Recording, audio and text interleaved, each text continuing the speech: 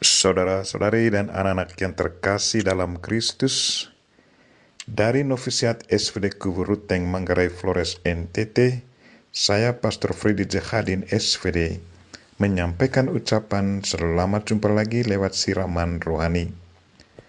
Hari ini Senin 6 September 2021.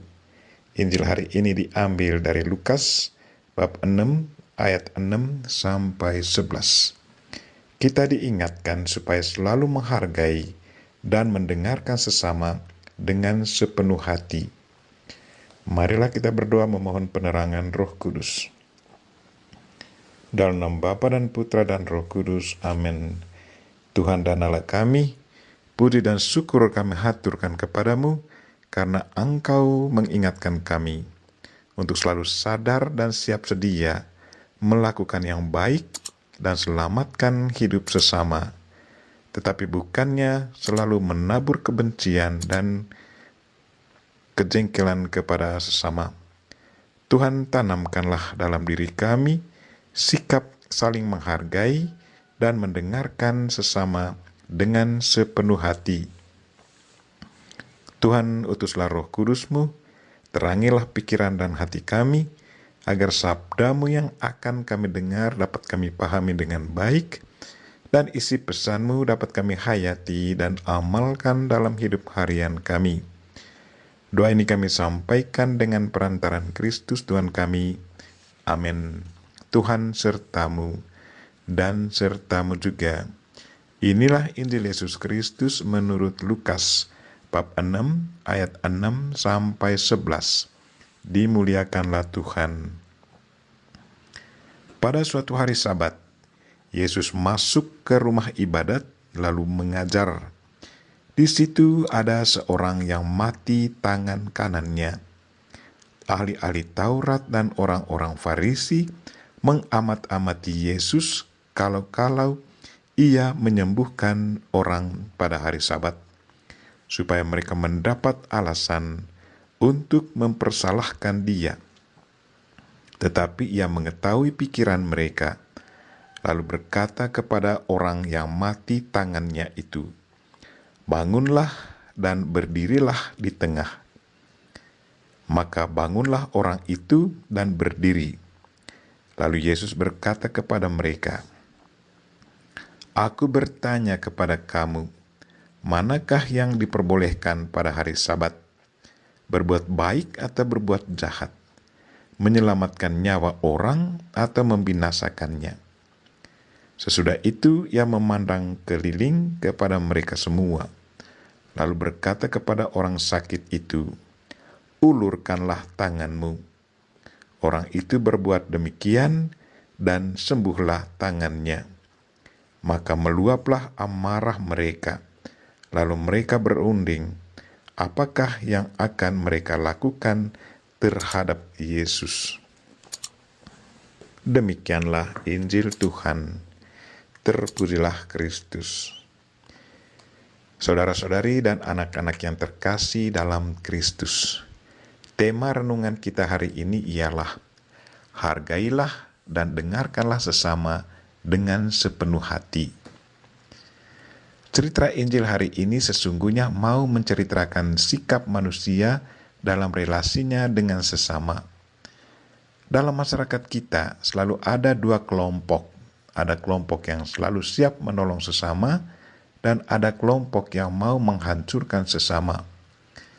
Mungkin ada di antara kita yang mau bertanya, mengapa Tuhan membiarkan orang yang menghancurkan kehidupan sesama, tetapi dibiarkan hidup? Jawabnya sangat sederhana, yaitu Tuhan membiarkan mereka hidup agar mereka boleh bertobat dan memperbaiki diri. Kalau kita amati sikap Yesus terhadap orang Farisi dan ahli-ahli Taurat, walaupun mereka selalu menantang Yesus, tetapi Yesus tidak pernah menolak mereka. Yesus tetap menghargai, menerima, dan mendengarkan pertanyaan mereka dengan sepenuh hati. Yesus sama sekali tidak pernah menolak dan menghancurkan mereka. Kalau Yesus merasa sangat kecewa, ia paling menegur dan mengingatkan mereka agar bertobat dan kembali ke jalan yang benar. Sungguh seorang pemimpin yang penuh perhatian dan sangat dewasa. Tidak ada kebencian dan sikap balas dendam dalam dirinya. Yang ada hanyalah kasih dan mau selamatkan sesama.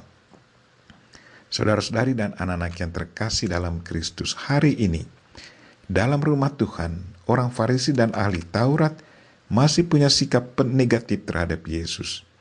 Injil katakan bahwa ahli-ahli Taurat dan orang-orang Farisi mengamat-amati Yesus kalau ia menyembuhkan orang pada hari Sabat, supaya mereka dapat alasan untuk mempersalahkan dia. Satu sikap yang sungguh tidak terpuji. Tubuh mereka ada dalam bait suci, tetapi pikiran dan hati mereka masih punya rencana jahat. Motivasi dasar ke bait suci pada hari Sabat yang seharusnya mau memuji dan memuliakan Tuhan dilecehkan. Bukan pujian dan kemuliaan yang seharusnya dipanjatkan kepada Tuhan, tetapi pikiran jahat, rasa benci, dan kepura-puraan. Sungguh bertentangan dengan sikap Yesus Kristus. Kepura-puraan mereka sudah dibaca oleh Yesus Kristus. Kini Yesus Kristus tampil dan ingatkan mereka agar sadar akan apa yang seharusnya mereka jalankan pada hari Sabat. Karena itu, ia berkata kepada mereka, "Manakah yang diperbolehkan pada hari Sabat? Berbuat baik atau berbuat jahat? Menyelamatkan nyawa orang atau membinasakannya?" Yesus sama sekali tidak mempermalukan orang Farisi dan ahli Taurat di depan umum. Ia secara umum mengingatkan semua yang hadir dalam bait suci bahwa pada hari Sabat mereka seharusnya memuji dan memuliakan dan menghormati Tuhan.